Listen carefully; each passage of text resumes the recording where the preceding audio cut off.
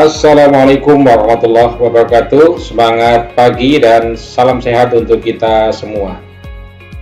Sobat AP, kali ini kita akan membahas mengenai akuntansi persediaan. Persediaan adalah bagian dari aset lancar selain yang sudah kita bahas kemarin, yaitu kas dan setara kas.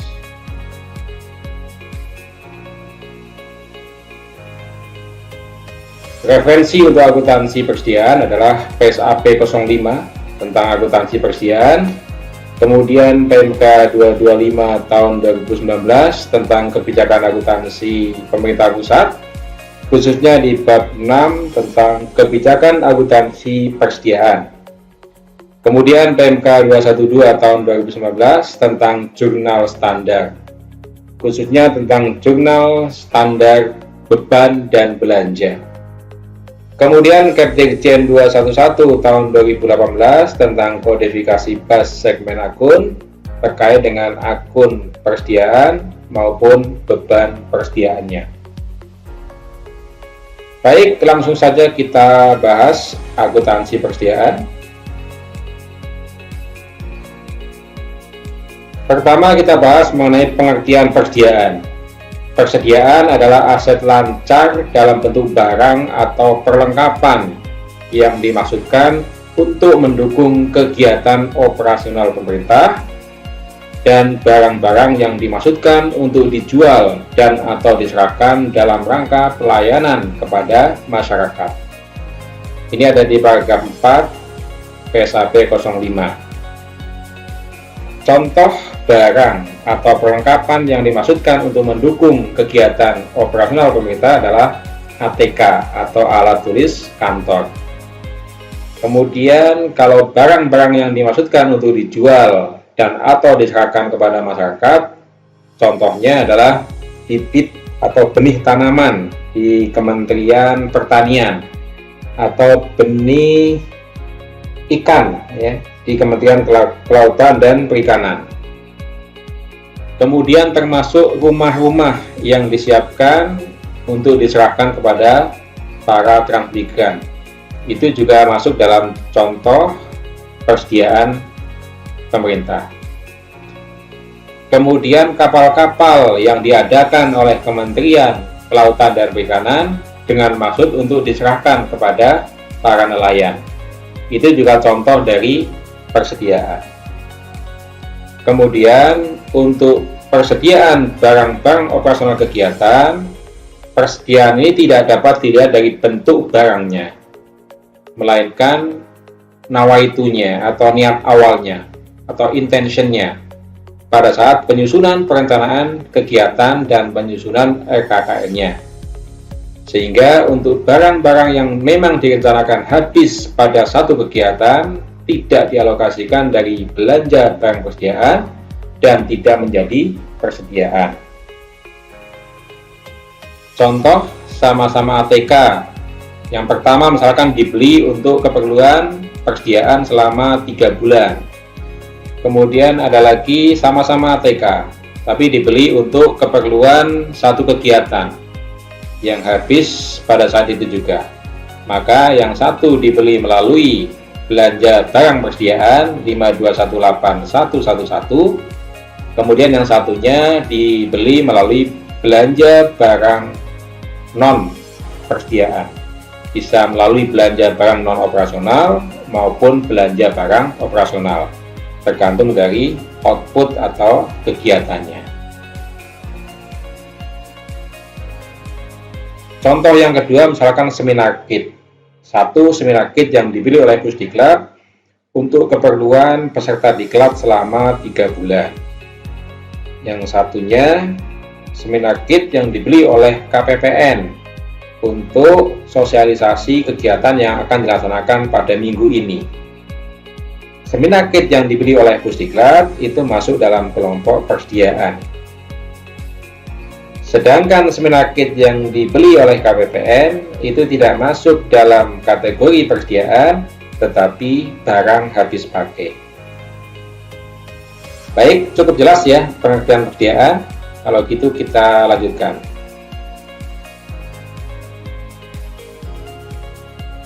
Jenis-jenis persediaan. Pertama adalah barang atau perlengkapan yang digunakan dalam rangka kegiatan operasional pemerintah. Ini terdiri dari barang habis pakai, contohnya ATK, kemudian barang tidak habis pakai, contohnya ini suku cadang, kemudian barang bekas pakai, contohnya adalah komponen bekas. Kemudian yang kedua, bahan atau perlengkapan yang digunakan dalam proses produksi. Contohnya ini bahan-bahan baku ya, pembuatan alat pertanian. Kemudian barang dalam proses produksi yang dimaksudkan untuk dijual atau diserahkan kepada masyarakat. Ini contohnya tadi, alat-alat pertanian yang masih dalam proses pembuatan, belum jadi. Kemudian yang keempat, barang yang disimpan untuk dijual atau diserahkan kepada masyarakat dalam rangka kegiatan pemerintahan. Bahkan tadi yang dijual bibit tanaman, kemudian bibit hewan, bibit ikan, atau diserahkan kepada masyarakat. Tadi misalkan kapal kepada nelayan ya dari KKP, kemudian rumah kepada para transmigran dari Kementerian Transmigrasi. Nah, ini contoh jenis-jenis persediaan menurut PSAP 05. Ada barang konsumsi, kemudian amunisi, dan sebagainya.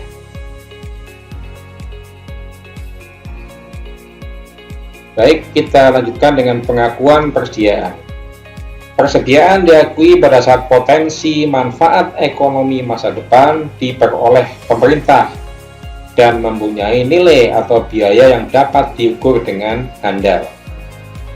Ini contohnya tadi, persediaan yang diperoleh melalui pembuatan.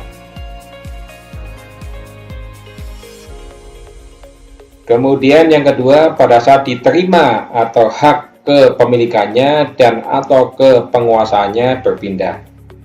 Ini contohnya persediaan yang diperoleh melalui pembelian atau pengadaan.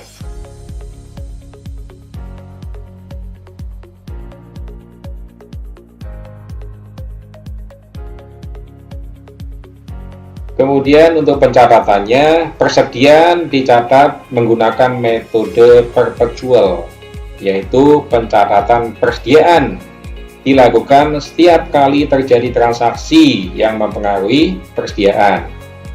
Jadi misalkan dari saldo awal dicatat, kemudian ada pembelian atau perolehan dicatat, kemudian ada pemakaian atau penggunaan dicatat, kemudian ada pembelian lagi dicatat, demikian seterusnya.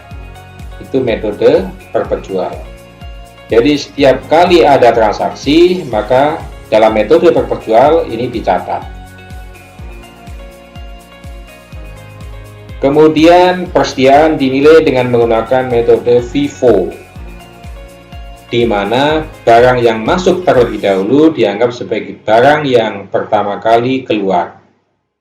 Dengan metode ini, saldo persediaan dihitung berdasarkan harga perolehan masing-masing. Kemudian dalam hal metode FIFO belum dapat diterapkan, maka penilaian persediaan dilakukan dengan metode HPT atau harga perolehan terakhir.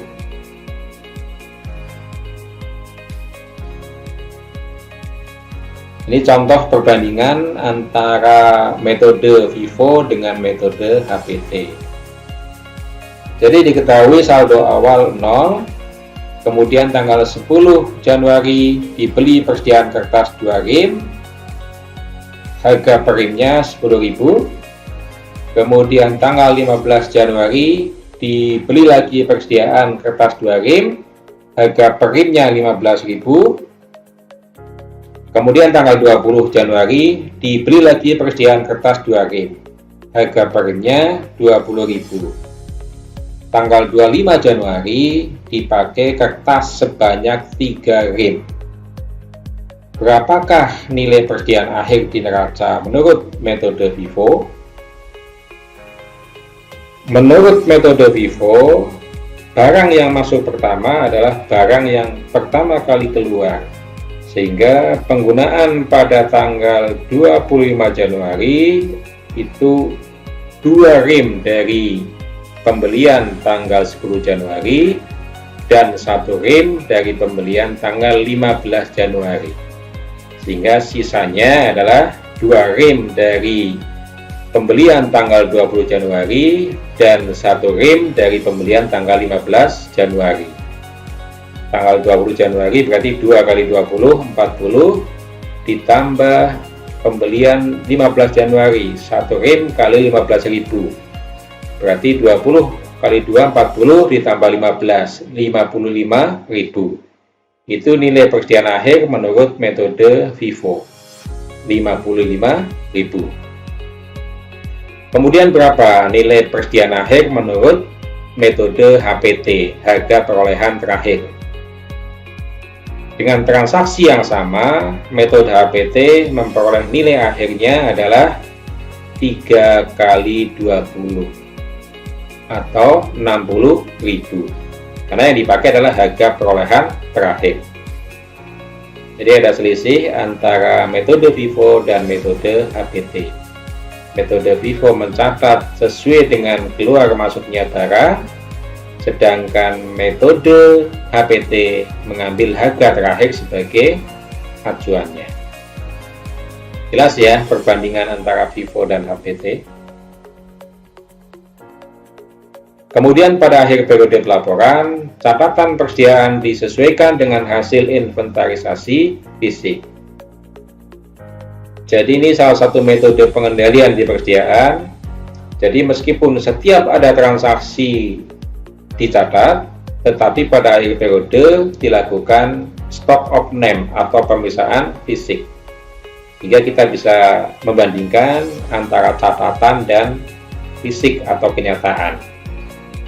Jika terjadi perbedaan, maka hasil inventarisasi fisik yang menjadi patokan nilai inventarisasi fisik yang akan disajikan dalam laporan keuangan.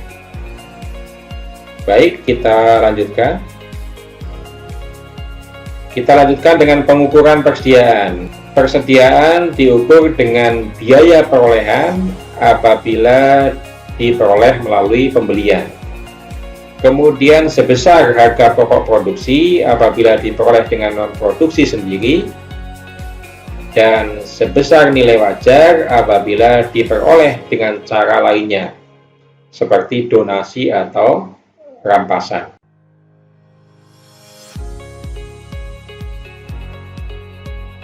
Nah, ini adalah akun di dalam Kepdirjen 211 tahun 2018. Level 3 digitnya ada beban persediaan, kemudian level 6 digitnya ada beban persediaan konsumsi, beban persediaan amunisi, beban persediaan bahan untuk pemeliharaan, dan beban persediaan suku cadang. Ini kalau di jurnal ya, kalau di jurnal itu levelnya 6 digit, tapi kalau di laporan keuangan itu levelnya yang 3 digit, yang beban persediaan. Jadi ini ada beban persediaan 3 digit dan beban persediaan 6 digit. Untuk laporan, beban persediaan disajikan di level 3 digit, jadi beban persediaan. Tapi untuk jurnal dan catatan atas laporan keuangan, beban persediaan ini di level 6 digit. Jadi ketika kita menjurnal beban persediaan, maka di level 6 digit. Demikian juga ketika kita mengungkapkan dalam catatan atas laporan keuangan, beban persediaan kita ungkapkan dalam 6 digit. Kemudian contoh lainnya adalah beban persediaan untuk dijual kepada masyarakat. Baik, kita lanjutkan ke penyajian. Persediaan disajikan sebagai aset lancar dalam neraca, selain kas dan setara kas, kemudian investasi jangka pendek, dan piutang. Kemudian persediaan dalam kondisi rusak atau usang tidak dilaporkan dalam neraca, tetapi diungkapkan dalam catatan atas laporan keuangan. Untuk itu, laporan keuangan melampirkan persediaan barang rusak atau usang. Jadi ada perbedaan ya antara barang rusak dan barang usang. Barang rusak ini misalkan kertas ya yang disimpan di gudang, kemudian kena air ya karena misalkan atapnya bocor, rusak, nggak bisa digunakan. Tapi kalau usang ini mungkin barangnya masih bagus, tetapi karena ketinggalan teknologi sehingga tidak bisa digunakan lagi. Kemudian dalam hal penyajian beban persediaan pada laporan operasional, beban persediaan dicatat sebesar pemakaian persediaan. Nah, ini contoh penyajian beban persediaan dalam laporan operasional. Jadi laporan operasional seperti ini contohnya. Untuk pendapatan hanya ada pendapatan pajak dan pendapatan negara bukan pajak. Kemudian untuk beban, levelnya juga beban pegawai, beban persediaan, beban barang dan jasa, beban pemeliharaan, beban perjalanan dinas, beban barang untuk diserahkan, kemudian beban penyusutan dan amortisasi, serta beban penyisian piutang tidak tertagih. Jadi ini level penyajian untuk laporan operasional. Untuk jurnalnya dia lebih detail, yang level 6 digit tadi. Persediaan, tadi kan ada persediaan konsumsi, persediaan amunisi gitu ya. Kemudian untuk barang dan jasa juga sama. Di jurnalnya ada beban barang, ada beban jasa. Kemudian ketika disajikan di LO, dia menjadi beban barang dan jasa. Demikian juga dengan beban pemeliharaan. Ada beban pemeliharaan kendaraan, ada beban pemeliharaan gedung di jurnalnya. Tetapi ketika disajikan di laporan operasional, dia menjadi beban pemeliharaan. Jelas ya, bisa membedakan leveling akun di level jurnal dengan level akun di penyajian laporan keuangannya. Baik, kita lanjutkan dengan pengungkapan persediaan. Laporan keuangan mengungkapkan kebijakan akuntansi yang digunakan dalam pengukuran persediaan. Kemudian penjelasan lebih lanjut dari persediaan. Kemudian juga kondisi persediaan, jenis, jumlah, dan nilai persediaan yang ada dalam kondisi rusak atau usang. Kemudian ini pengungkapan persediaan di catatan atas laporan keuangan. Ini juga level detail. Nah, ini contoh pengungkapan persediaan di catatan atas laporan keuangan. Lebih detail daripada penyajian persediaan di neraca. Kalau di neraca kan hanya satu ya, persediaan. Nah, di sini lebih detail. Kalau di neraca hanya persediaan, kalau di catatan atas laporan keuangan, di situ dirinci. Ada barang konsumsi, amunisi, kemudian bahan untuk pemeliharaan, suku cadang, barang persediaan untuk diserahkan, kemudian bahan baku dan persediaan lainnya. Kemudian ini contoh pengungkapan untuk beban. Ini juga lebih detail. Kalau di laporan operasional tadi hanya beban persediaan. Sedangkan di catatan atas laporan keuangan ini dirinci lebih detail menjadi beban persediaan konsumsi, beban persediaan amunisi, beban persediaan pita cukai, materai dan leges, kemudian beban persediaan bahan baku, beban persediaan untuk tujuan strategis, dan beban persediaan lainnya. Untuk rincian beban di catatan atas laporan keuangan, ini levelnya sama dengan level jurnal, jadi level akun. Kemudian ada perlakuan khusus persediaan yang diserahkan kepada satker lain dalam satu entitas yang terkonsolidasi tidak diperhitungkan sebagai beban persediaan maupun beban hibah, melainkan dicatat sebagai transfer keluar persediaan. Satu entitas yang terkonsolidasi ini misalkan sama-sama entitas dalam pemerintah pusat. baik antar kementerian lembaga maupun dalam satu kementerian lembaga. Ini dicatat sebagai transfer out bagi yang menyerahkan, kemudian nanti transfer in bagi yang menerima. Sedangkan kalau beban hibah atau pendapatan hibah itu untuk antar entitas, misalkan dari pemerintah pusat ke entitas pemerintah daerah. Pemerintah pusat menghibahkan kepada pemerintah daerah. Tetapi kalau sama-sama pemerintah pusat, ya dari Kementerian Keuangan misalkan ke Kementerian Hukum dan HAM, itu transfer out dari Kementerian Keuangan, kemudian transfer in di Kementerian Hukum dan HAM. Atau di satu kementerian yang sama, dari kantor pusat Dirjen Pembendaraan ke Kanwil Dirjen Pembendaraan di daerah. Transfer out di kantor pusat Dirjen Pembendaraan, kemudian transfer in di kantor wilayah Dirjen Pembendaraan. Kemudian kita lanjutkan ke jurnal persediaan.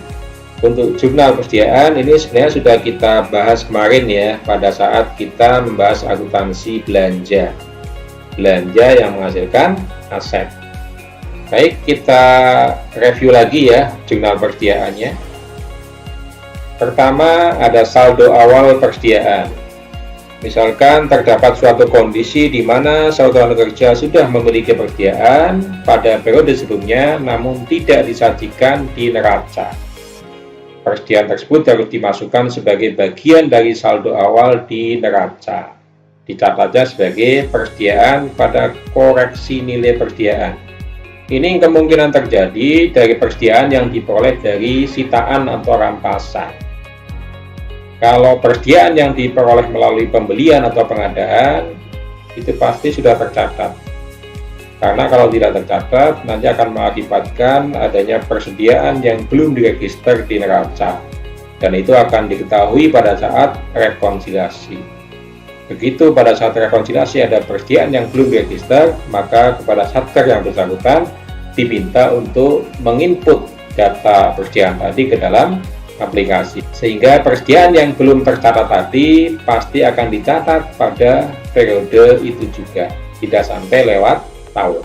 Oke ya, itu untuk saldo awal persediaan. Jadi kemungkinannya dari persediaan yang diperoleh melalui sitaan atau rampasan. Kalau persediaan yang diperoleh melalui pembelian, itu kecil kemungkinannya. Kemudian pembelian persediaan melalui mekanisme uang persediaan. Pertama pada saat BAST ya. Di sini dicatat persediaan atau aset yang belum diregister pada utang yang belum diterima tagihannya. Kemudian data aset tersebut dicatat di aplikasi persediaan atau di modul persediaan. Itu akan menghasilkan jurnal persediaan pada persediaan yang belum diregister. Persediaan yang belum diregister dari jurnal unit akuntansi barang ini akan mengeliminasi jurnal persediaan yang belum diregister dari unit akuntansi keuangan. Kemudian selanjutnya pada saat SPP adalah utang yang belum diterima tagihannya pada belanja yang masih harus dibayar. Di sini utang yang belum diterima tagihannya terhapus. Kemudian yang terakhir pada saat SP2D adalah belanja yang masih harus dibayar pada ditagihkan ke entitas lain. Sehingga jurnal akhirnya adalah persediaan pada ditagihkan ke entitas lain.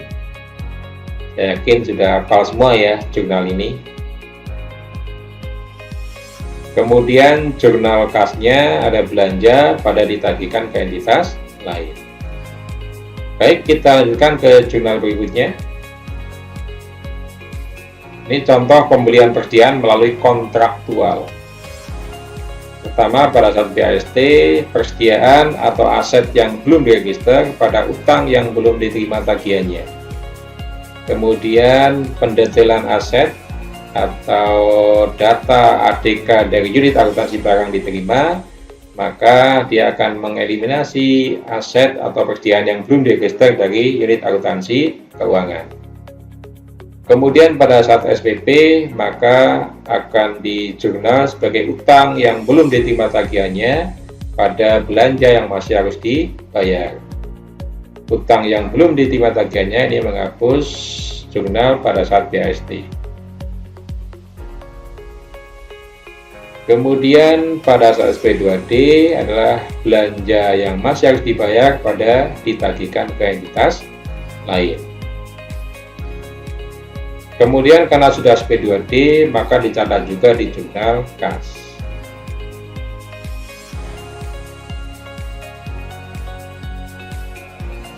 Yang ketiga adalah pemakaian atau penyerahan persediaan.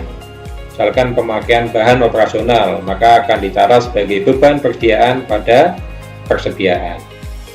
Kemudian penyerahan atau penjualan kepada masyarakat, maka jurnalnya adalah beban barang untuk diserahkan kepada masyarakat pada persediaan bahan untuk dijual atau diserahkan kepada masyarakat. Kemudian penyerahan barang dalam rangka bantuan sosial, maka jurnalnya beban bantuan sosial pada persediaan dalam rangka bantuan sosial. Kemudian penyesuaian nilai persediaan. Penyesuaian nilai persediaan ini timbul akibat penerapan kebijakan HPT, baik yang diperoleh dari pembelian maupun dari reklasifikasi masuk. Untuk lebih jelasnya, penyesuaian nilai persediaan ini perlu dengan ilustrasi transaksi. Mudah-mudahan nanti sempat kita siapkan contoh ilustrasinya. Jadi ini jurnalnya, bila diperlukan penyesuaian berupa penambahan nilai persediaan, maka jurnalnya adalah dengan mendebit persediaan pada penyesuaian nilai persediaan. Kebalikannya, bila diperlukan penyesuaian berupa pengurangan nilai persediaan, maka persediaannya kita kredit dengan mendebit penyesuaian nilai persediaan. Kemudian penyesuaian nilai persediaan akan dimapping oleh SAI atau modul GL menjadi pendapatan atau beban penyesuaian nilai persediaan dan disajikan di laporan operasional. Jadi untuk yang memerlukan penyesuaian berupa penambahan nilai persediaan, maka penyesuaian nilai persediaan di debit pada pendapatan penyesuaian nilai persediaan. Kemudian yang sebaliknya, penyesuaian nilai persediaan di kredit dengan mendebit beban penyesuaian nilai persediaan. Kemudian ini contoh yang tadi, transfer masuk dan transfer keluar. Contoh transfer masuk adalah penerimaan persediaan dari entitas lain yang masih dalam satu entitas pelaporan terkonsolidasi, baik pada tingkat bawah, antar satker dalam satu KL, maupun tingkat atas, antar satker dan antar KL. Maka jurnal bagi penerima transfer adalah persediaan pada transfer masuk. Kemudian jurnal pada yang memberikan transfer adalah transfer keluar pada persediaan. Kemudian opname fisik. Setiap akhir periode pelaporan, satuan kerja harus melakukan opname fisik atas persediaan guna memastikan kesesuaian fisik dan catatan persediaan. Yang tadi saya sampaikan sebagai pengendalian persediaan. Dalam hal terjadi perbedaan, maka perlu dilakukan penyesuaian data persediaan. Contohnya, setelah dilakukan opname fisik, ternyata catatan lebih besar daripada penyataan. Maka selisihnya akan dicatat sebagai beban persediaan. Misalkan di buku catatan persediaan, tercatat kertas 10 rim, kemudian ternyata di gudang kertasnya hanya 9 rim. Ada selisih 1 rim dicatat sebagai beban persediaan. Kebalikannya, kalau pencatatan lebih kecil dari hasil opname fisik, jadi di catatan kertasnya ada 10 rim, kemudian di gudang ternyata ada 11 rim. Maka selisih 1 rim dicatat sebagai penambah persediaan. Jadi persediaan pada beban persediaan. Oke, kemudian persediaan usang atau rusak.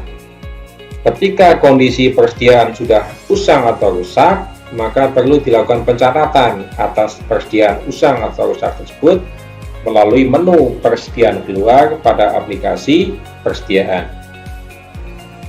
Jurnalnya adalah beban kerugian persediaan usang atau rusak pada persediaan. Baik, demikian tadi ya pembahasan tentang akuntansi persediaan, mulai dari pengertian, kemudian pengakuan, kemudian pengukuran, penyajian sampai pengungkapan, dan contoh jurnalnya.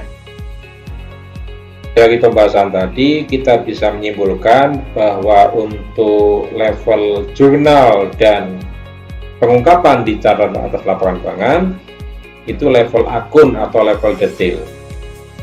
Sedangkan untuk penyajian persediaan di neraca dan beban persediaan di laporan operasional itu levelnya lebih global.